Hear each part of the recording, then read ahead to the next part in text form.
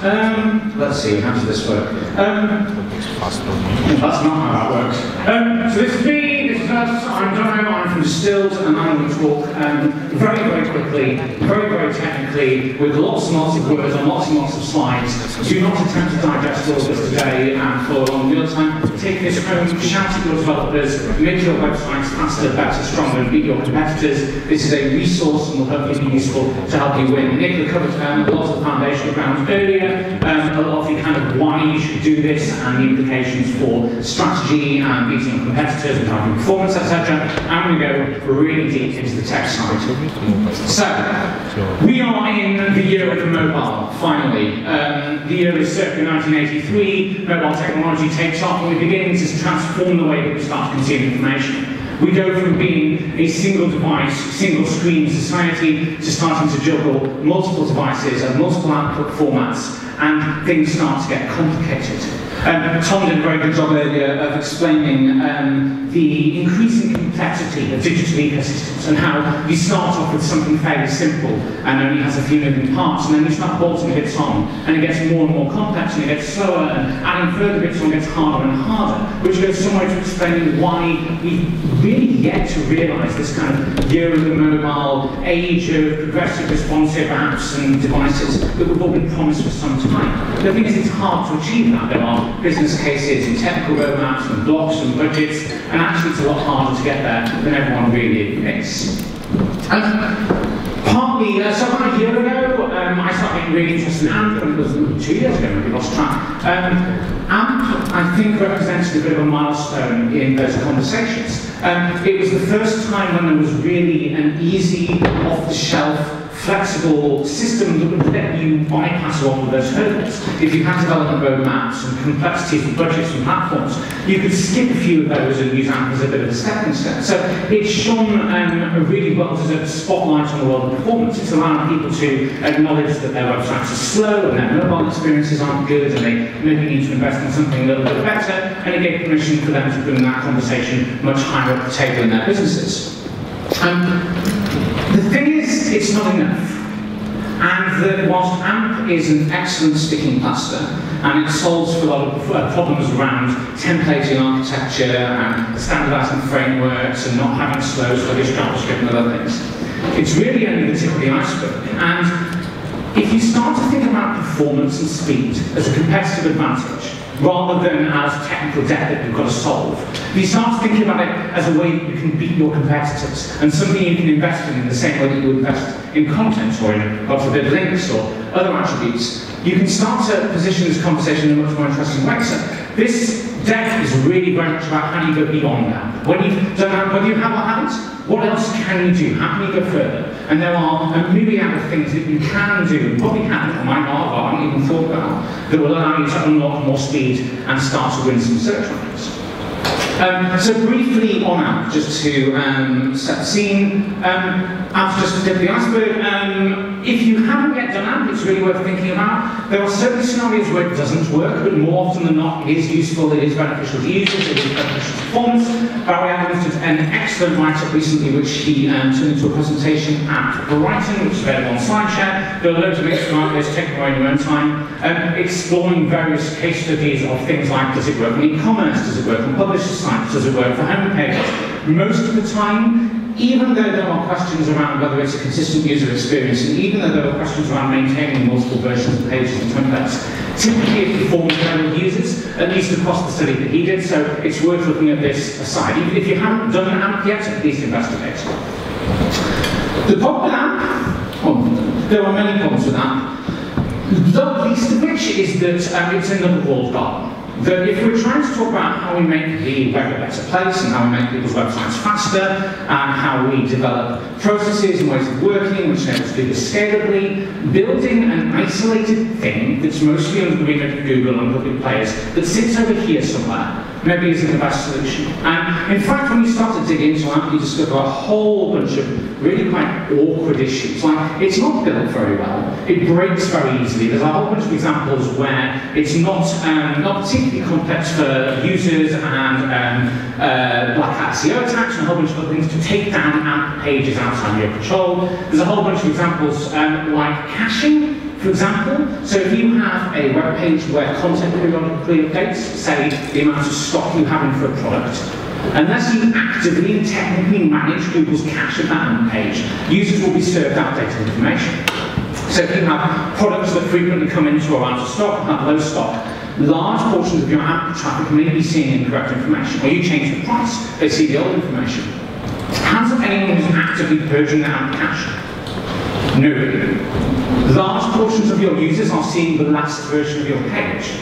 Now, it's like 2 or 3 lines of code to solve this, but this is buried deep in their documentation. In fact, the way they manage pinging and caching is really freaking weird. It's not aligned to the way that any other services on the web work. It's not aligned to the way that things like Facebook's open graph works. They've developed their entire unique approach, and it is bullshit crazy. Have a look at this, it's really interesting. Get a feel for how app works behind the scenes, but don't rely on it just to put a layer over your site. Also, even when you start to manage this accurately, they have a big disclaimer that says even if you try and remove these pages, or you serve 410 status codes, or you explicitly block us, we might just serve them anyway. We might use any version of the cache that we like. The thing is, you're giving up control of your content. For the most part, there are definitely benefits to that. You will get faster performance, you'll get happier users, you'll get increased visibility in search engines. But you're giving up a lot of unknowns, and you're giving up ownership and control of that experience in a way that I don't think even they've thought about the implications of. This is a little bit concerning. It's worth considering this and the trade-offs around it. So this is the end of the world because whilst Google are the biggest voice in this space, they're not the only one, and in theory, AMP is an open standard. Anybody can develop and deploy and manage an AMP cache. In fact, Cloudflare have done just that relatively recently. They've launched an ability to do support AMP pages through your Cloudflare site, except their implementation of it is even weirder than Google's. They do some odd thing where when somebody's on your website and clicks through to an AMP page of somebody else's website, it serves it through your domain. It's incredibly complex even to wrap your head around. I'm not sure what the user case is, but they built their own AMP support ecosystem to do this, but nobody quite knows why. It's worth considering that if you want the performance benefits of AMP, and you want all the fast JavaScript and the caching and the benefits without necessarily jumping through Google scoops, AMP is an open platform. It's a series of JavaScript libraries and functions that you can point to developers at and say, we want that bit. This link is all of AMP. In files broken down, you can have the make images load faster bit. You can have the make CSS combine bit. You can pick and pull this and gain a whole lot of the benefits without necessarily playing in their sandbox. It's a lot of work, but it's an interesting workaround if you want the best of both worlds. I'm not saying that you shouldn't adopt that. In fact, for most people, I'm saying that you should. But you should consider that there are trade-offs. You should read the documentation. You should understand the political implications and the brand implications and the user implications of handing off responsibility for serving your content to a third party.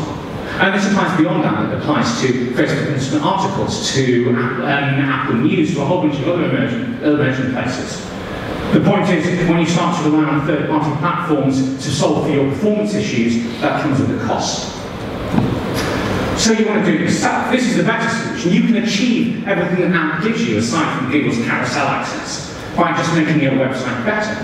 And yes, there are performance costs with this, and technical costs, and budget costs, and time costs, and people costs, and you will never be able to do all of this. But you can definitely cherry pick, and you can look for the areas where you're weak, or where you're slow, or where you're under-supported, and you can get 80% of the way there without ever touching AMP. You can do both. You can do AMP and all of this, and you can be the fastest website in your market. That will come with performance and ranking benefits and conversion benefits. So I'm going to run through a series of different areas, looking at different components of the web stack, looking at your website, your front end, your back end, a whole bunch of other areas, and pick out a whole bunch of rapid-fire tactics that you can go away and deploy. Hands up, everybody who is not on, hands up everyone who is on HTTPS. Excellent. Look around you. If you're sat next to somebody who didn't put their hands up, help them. God help them. So this is no longer a nice idea that you maybe put on your roadmap to unlock performance. HTTPS and HTTP2 is the future of the way that the internet works. Underline. HTTPS is the future of the way that the internet works. You will have to adopt this at some point. If you don't adopt it by, is it January 2018? Chrome will start showing not secure warnings in browsers. This is the tip of the iceberg. The internet and the architecture that supports it has fundamentally changed. This is no longer something that you can defer and put off. The rest of this talk is based on technologies in large that assume that you have migrated to HTTPS. So if you're not there yet, this needs to be the first thing that you do. Interestingly, something that nobody talks about particularly is that HTTPS isn't a binary thing. It's not as simple as you are HTTPS or you aren't. There are complexities in SSL versus TSL, different levels of TSL, different types of certificates, different levels of encryption. This is all phenomenally complicated and it goes far beyond the kind of depth that you'd like to go into. This is worth looking at though. You go to Qualys SSL Labs and put your domain in and it will scan and score your SSL implementation. Why is this important? Because this affects things like the little green padlock in URL bars, which is a trust signal, which influences user behavior. It does things like ties back into the way the AMP works and a whole bunch of other areas. It's worth scoring yourself on this. If you score less than an A-, I would be considering talking to your developers and working out why. It gives you a big old breakdown of all the different criteria and things that it's looked at. But this is a really easy win for trust, if not necessarily direct performance. A lot of frameworks like Cloudflare, like cPanel, like other areas, have started giving out free SSL certificates relatively recently. Now this is great. It's enabled businesses who might not otherwise have been able to easily to adopt HTTPS. So you can go to any of these services and say, get me a certificate. Whereas otherwise you might be paying 50, 100, 1,000, 10,000 pounds depending on the quality. The problem with cheap SSL certificates and with free SSL certificates is they tend to be further away from the origin.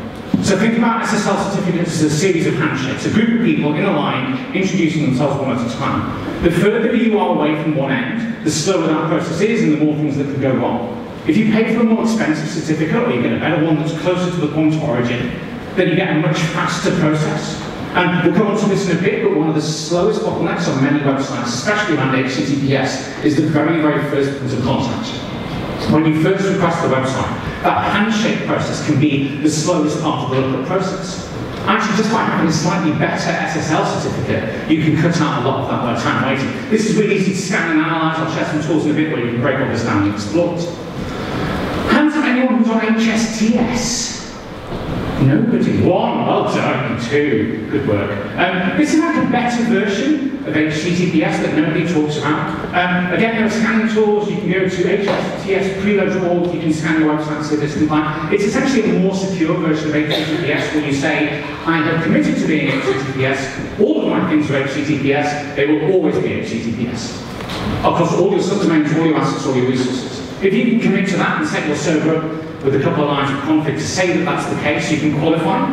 The really interesting thing then is that your domain can get hard-coded into Chrome and into Firefox and into other browsers. So that when somebody types jonoalderson.com or distill.net or your other favourite browser, it doesn't have to do the initial lookup against, is this HTTP, is this www, should I redirect, should I go to a chain of 301s? The user is instantly connected to the website, bypasses all of those processes. Now again, this isn't directly SEO, this is mostly for people who are typing in domains of more popular sites. But again, this comes with better user signals, better behavioural signals, all sorts of positive user stuff. You can shave maybe a third of a second off your website's loading speed just by bypassing all the initial craft.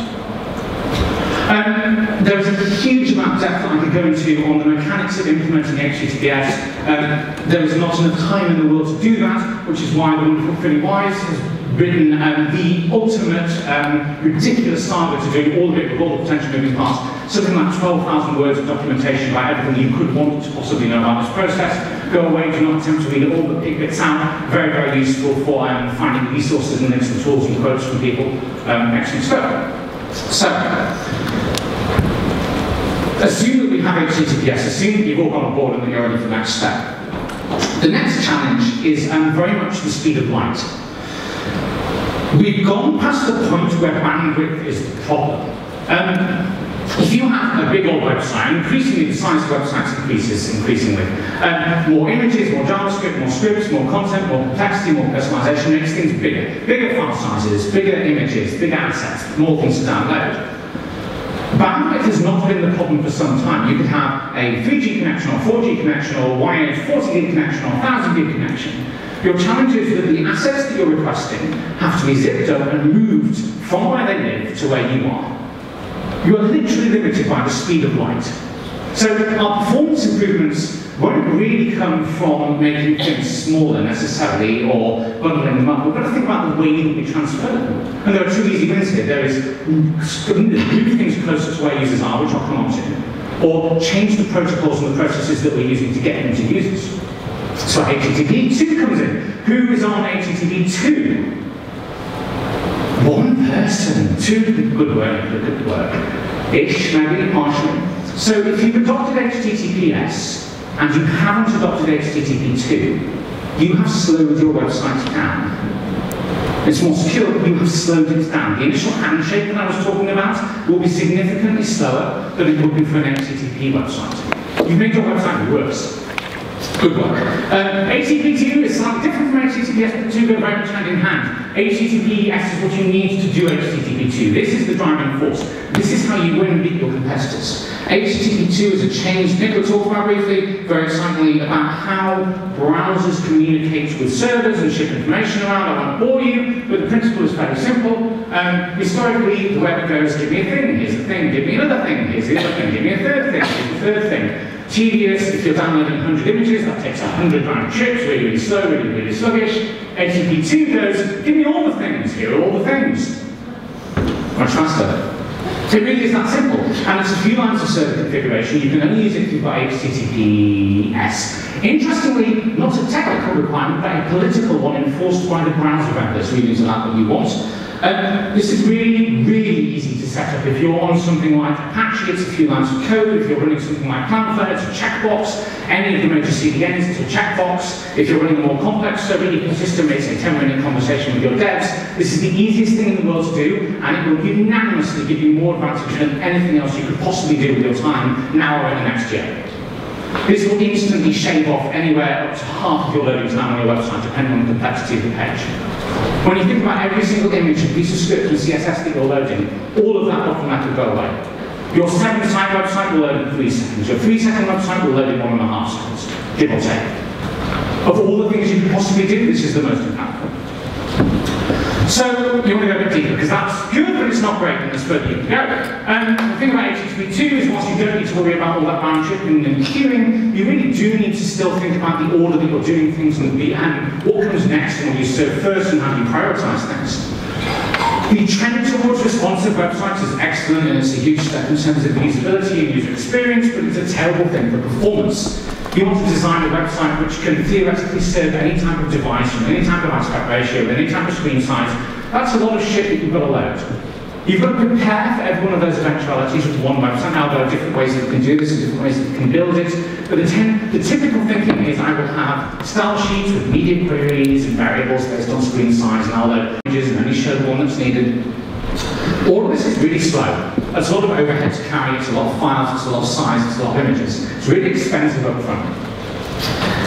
This is quite hard to retrofit for existing sites, but if you're lucky enough to be in a position where you're exploring overhauls and new designs, it's definitely worth talking with designers and developers to build mobile first.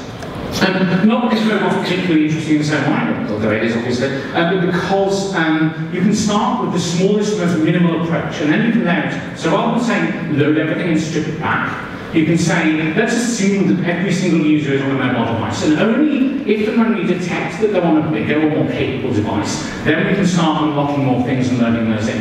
Assume that if they're on a bigger screen, they probably have better bandwidth connection because they are more likely to be wired, although there's some assumptions here. You can start to bake some of that thinking in and use techniques that I'll come on to shortly to make that a much more efficient process.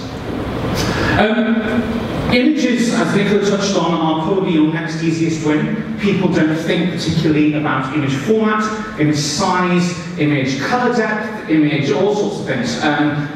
There are a whole bunch of different ways of thinking about encoding images that people typically don't look at. For instance, if you are using a series of icons, arrows, circles, dots, it might be that those are easier to deploy using CSS than they are with images. It's much quicker to draw a circle using CSS. It's less code. It's less time for the browser to render. It's less time for your graphics card to engage into fireball the firepower to deploy that. It's much easier to develop and maintain as well because you're not having back images and version control and all sorts of glossy stuff. And there are loads of different options.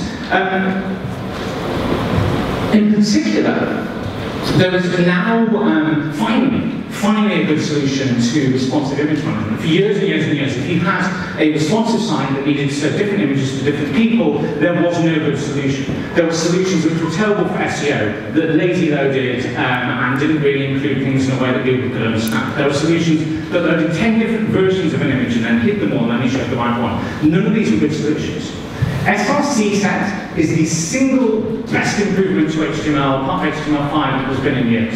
You can say, rather than your typical IMG, SRC equals, this is the image source, this is the alt attribute, you can do, here's the source, and this is the default fallback, but also, here's a set of sources with different size variations designed for not only different screen sizes, but was this a retina screen, i.e. did it have double pixel depth? Should this only be displayed over certain widths and ranges? You can encode all of that into the image source. Interestingly, this is something that WordPress now does automatically. So if you're running WordPress, good decisions and well done, and this is really easy. Otherwise, you might need to look at some solutions to do this yourself. The markup's fairly straightforward. You just list out all the possible variations, and there's various ways you can do this. The really nice thing about this is that your browser is intelligent enough to only load the right one. It will look through all of that and say, I'm on a mobile device that has low connectivity, that's a retina screen, therefore this one. One request, one lookup, one set of files to download. Much, much faster. You can go any further with this, you can support multiple formats. So it might be that on a very small screen, you might go with a really low quality JPEG that you've shrunk and compressed that maybe won't look great if it's scaled. On a big screen, you could go with a really high fidelity PNG that takes ages to download but looks much sexier. You can encode all of that into the picture tab, which is the parent of the SRC set. There's loads of stuff you can do here. Have a look at that link in the corner. There's been a revolution in image management that nobody's noticed that will shave megabytes off your pages load. Megabytes, good word, isn't it? Megabyte. You can also, if you want to get really geeky, is turn your images into data. So for small images, that's essentially just a lump of binary that your computer is saying read as an image. You can base64 encode small images and get performance improvements. Base64-image.de, drag and drop your image, and you get this back. So you do IMG SRC equals data image PNG base64 blah, blah, blah, or do it as CSS. Sometimes this will be faster. Because you're not doing a server lookup, you're not having to do the SSL handshake, you are doing it inline, which means it's loading as the browser's loading, so you're not waiting for it. It does come with a minor drawback that this is not easily cacheable by most browsers. So if this is something you're loading on every page as a user browsers around, you're asking them to load it every time. Whereas if it was an image, it might get cached in the browser, which we'll come on to a bit. There are pros and cons on all of these techniques. So again, whilst you should not do all of this, and you will not be able to do all of this, you should definitely explore and experiment. Pick out bits that work for you. Nick will touch on this. Sprite sheets are a thing. Sprite sheets have always been a thing and will continue to be a thing. Who has ever used sprite sheets? Oh, at least half a dozen. That's excellent. So this has been, oh God, maybe 10, 15 years, the best way to serve a whole bunch of icons on a page. This is Amazon's sprite sheet and Facebook's sprite sheet. When you load one of these websites, they don't go away and do 1, 2, 3, 4, 5, 6, 7, 100 different icon lookups. Because even on HTTP2, 100 different icon lookups, there's a lot of overhead, there's a size to the headers that it returns, it's going to say this was 200 status, this is cacheable, there's a lot of noise there and a lot of time the server negotiating in the browser. With this technique, you only load one image, and then you use CSS to intelligently grab bits of it, move those around, and pretend that it's lots of little images. There was a general chain of thought that on HTTP2 this would not be necessary because of the advantages. It's still a good technique. The advantages and overheads you gain from compressing images in this way far outweighs the benefits of HTTP2 and streaming them individually. Still worth looking at this. It's a pain to maintain, because as your website changes and you move things about, you've got to maintain a sprite sheet. There are solutions that I've failed to link to that give really great resources that you can Google that have middleware that allow you to manage them. So you go, here are all my images, mush them up for me and send me the CSS. Loads of stuff that will solve that for you. Who's using WebP? Nobody. Excellent. Google one. WebP is a better form of JPEG and PNG combined. Best of both worlds. This is the same image. This one is 75% the size of that one, or is it 75% smaller? Struggling. 75% smaller. I'm not very on the screen, but there is no noticeable loss of quality. It uses different algorithms to compress and to manage, etc., etc., etc. It supports PNG transparency. It almost supports animation. It will do shortly. It's smaller than a JPEG. It's faster. It's better in every respect. It's not historically, only relatively new, but has not yet become popular because there hasn't been browser support for it. That's no longer the case. If you look at the link at the bottom, you can add in extra support for browsers that don't support it. So you can edit your htaccess file, whatever your equivalent is, and say, serve WebPs, but if their browser doesn't support it, fall back to a JPEG. That doesn't mean supporting two versions of your images, but chances are you've already got different sizes and different formats anyway, it's just another one. Also interesting on WebP, the reason that it hasn't rolled out on a bunch of the big sites is they tried it and it went horrifically wrong. Facebook replaced all of their in-feed images with WebPs. The thing they didn't anticipate is a whole bunch of users save photos out of their stream, and when they landed on their desktop and they tried to open them or edit them, their operating systems didn't recognize WebP files, so they rolled it all back immediately. If you have lots of people who are saving and editing their own files and images, not the best solution. But if you're just showing images and you want to save a whole load of file size, this is an absolute no-brainer. It's so easy to set up. There are plugins for Photoshop that are free, readily Googleable, that will let you convert to WebP and output, etc., etc. It's all really, really straightforward. Your next best thing, I think, is better management of errors. So if I request your website, even if you've done all this, you've HTTP2, you've done all the things, if your favicon 404s, or you've got a bit of JavaScript that redirects, or your URL 302 somewhere, there is a huge amount of overhead placed both on the server and on the user to process that, to jump through the hoops to work out what they should have done, and then that broken favicon redirects to another resource that loads a whole load of 404 stuff. You're lumping all of that on the user. And even if it might not slow down the page itself loading, the user browser is still processing all of that, and it will slow down their experience of that page, if that makes sense. I won't go through all of these in detail, but it's worth looking specifically at these areas, because there's a whole bunch of absolutely crazy stuff that different browsers and bots do. Browser config.xml, IE10 requests that on every lookup, like everyone requests a robots text file, everyone requests a favicon. IE10 requests browser config.xml, which is some weird thing to do with overriding CSS accessibility that really doesn't need to exist. If you don't have that file, everyone on IE10, bless them, is getting a slower experience because the backend's having to reroute and redirect. So you've got a few choices. You can create that in 410 or redirect it or create a blank one. There are solutions that you can Google for all of these, but these are a really good place to start to clean up some of the back-end issues that cause front-end performance issues. Something else in terms of broken links, nobody needs broken links, fix all of that. Feeds, yeah, okay, you know that. So I talked a lot about the opportunity in general and that this is a good idea and doing all of this will bring business benefits. If you are in any position of accountability, you will be asked to put numbers against this, and people will start to say, yes, but how many, yes, but how much money will this make, how much will it cost, which means we inevitably need to talk about measurement. The challenge with speed is that there's no such thing. There is no metric for site speed. This is something that all of the tools would have you believe, otherwise there is no metric. When you start to ask, what are we measuring, this gets quite complicated. So, Google PageSpeed Insights, everybody's much lauded favourite tool, scans your website, looks for evidence whether you have or haven't done various techniques, and then gives you a number based on those techniques. At no point does it measure the speed of your website. It does not measure the speed of your website. Pingdom does a really good job of giving you a nice visual waterfall of all of the things that load and how long they take, but it fails to take into consideration the page finished loading here, but then that sidebar widget or that advert took another 10 seconds, and actually the user experience felt quite slow because it wasn't complete. It oversimplifies and gives you the very basic solution.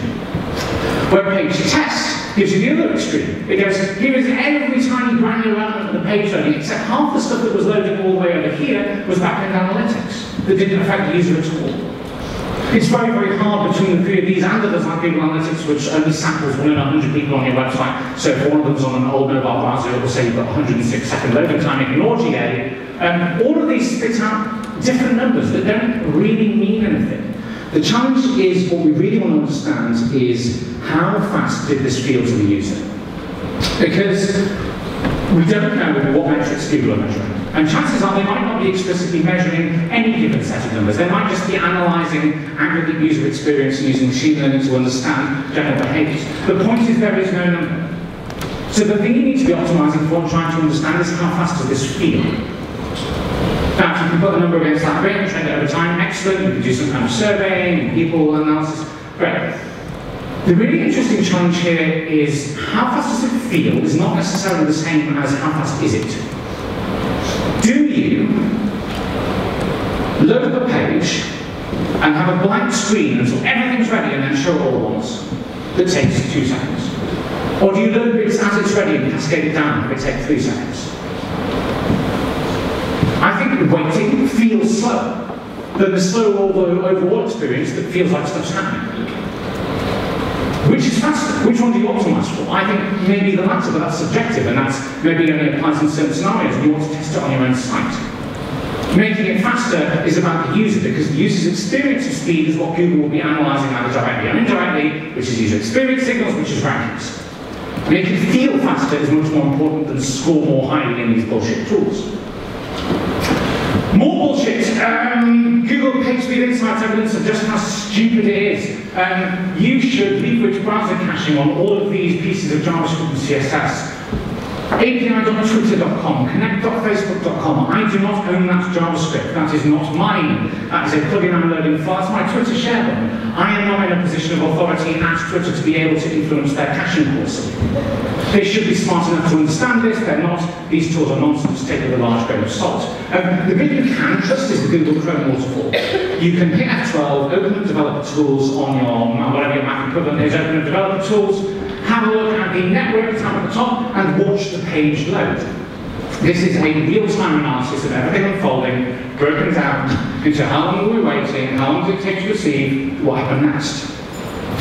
You can click on these and get much more information, like, I want to know what this is. That's really slow. Half a second is pretty terrible. Going back to earlier, the speed of light, your hard limitation is about 60 milliseconds across America, so anything that takes more than about 100 milliseconds is actively slow. 489 milliseconds is like Titanic speed. Titanically slow, maybe. That made no sense, did it? No sense at all. Turning circles till we get it. So when you start to dig deeper in this and to try and understand where you can influence it, where there are opportunities, there is a temptation to get fixated either the front end, meaning shrinking images and the media, or the back end of the server about making databases faster, etc. You need to look at both. One of the most interesting bits and the hardest to diagnose, but where some of your biggest wins will be, was time to first byte. What's my next slide? There we go. This bit at the top. Hey, this video. Oh, excellent. That very first purple block is my server processing my very first request. I typed in site.com wait.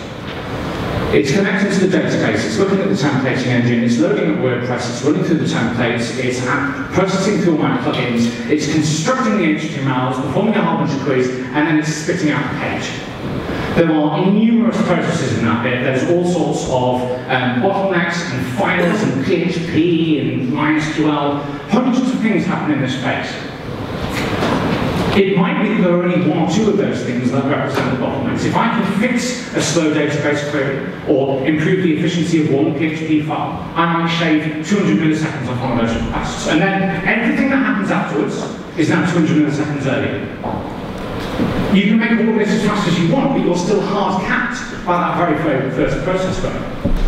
Now, there comes a point of diminishing returns of optimizing for that, but if you want easy wins from the back end and it's looking at everything else, that's where you should look. Tools for doing this, have a look at New Relic and server density. Start with the one on the left. There's a free version, it's really relatively easy to set up and install. This gives you really nice stuff, like these are the individual URLs of my site and the individual scripts and files. It tells me exactly where my bottlenecks are, it gives me trends over time, it breaks it down into which ones are which. It then tells me about the backend. It says that all the database stuff, really fast, fractions of seconds. Building the PHP for the template, that web transaction bit, my code, that I thought I was really proud of, 94% of the load time. Maybe I'm a bit of a shit dev and I need to sort out my template logic, thankfully I have since that. But that was a real eye-opener for me. I've been scrubbing away looking at compressing images and using WebP and doing all sorts of stuff. My code is the bottleneck now. Chances are actually quite frequently, if you're a mid-sized company upwards, your developers will use something like this, if not this precisely, and they will never think to have a conversation with you. They will have something like this that monitors the breakdown performance bottlenecks. If your slowest thing is your developer's code, that's an interesting conversation. All of its reporting, I haven't got a slide on here, but all of the reporting talks in terms of happiness index. So if your database connection takes more than 1.4 seconds, whatever it is, we go, this will displease 80% of your users.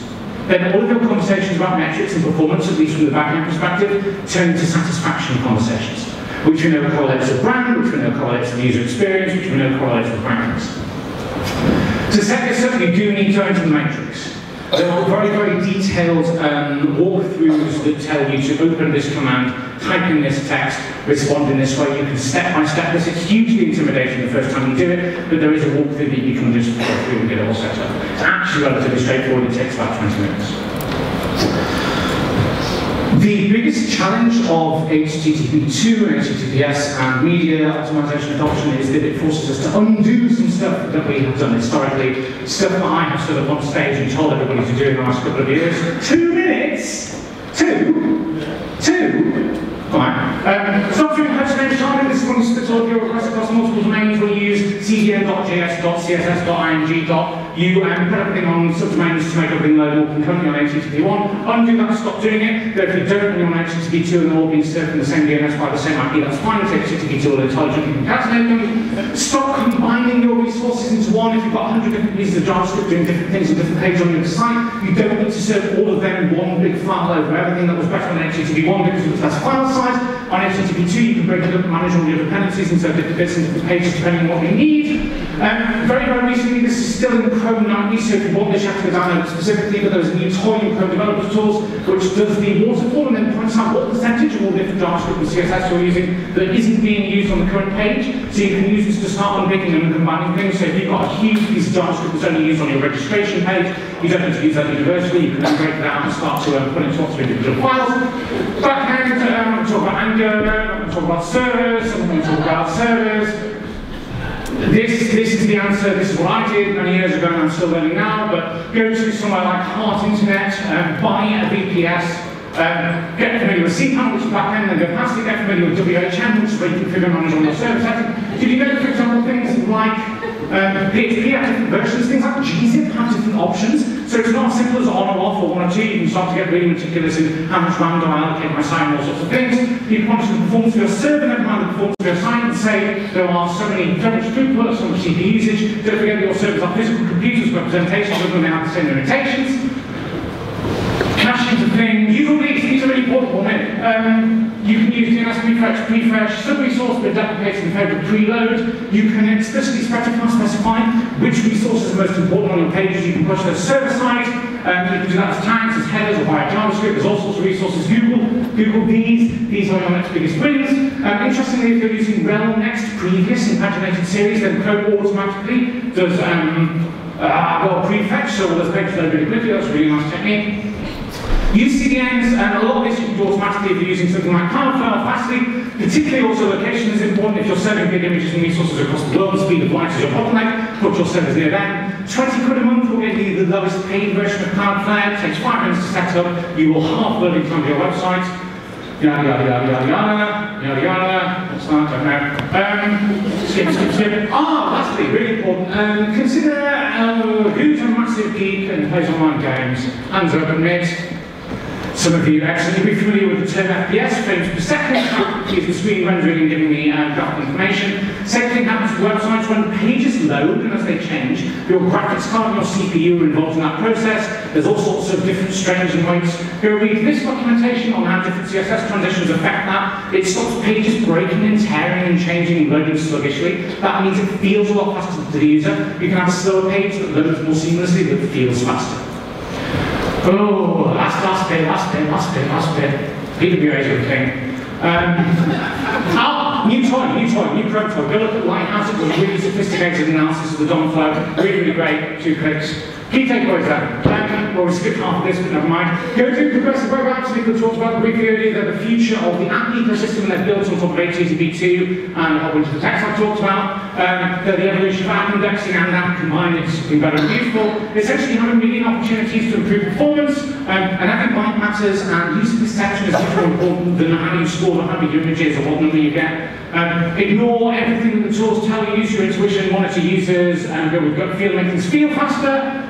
Don't neglect the backend and servers and performance of scripts and things, because the landscape is changing. As Cameron's going to talk about very shortly, is what wants to get caught up in the current fad, i.e. AMP, etc., and to make sure you're investing in user performance overall. And AMP is not the end, but this is. Go on.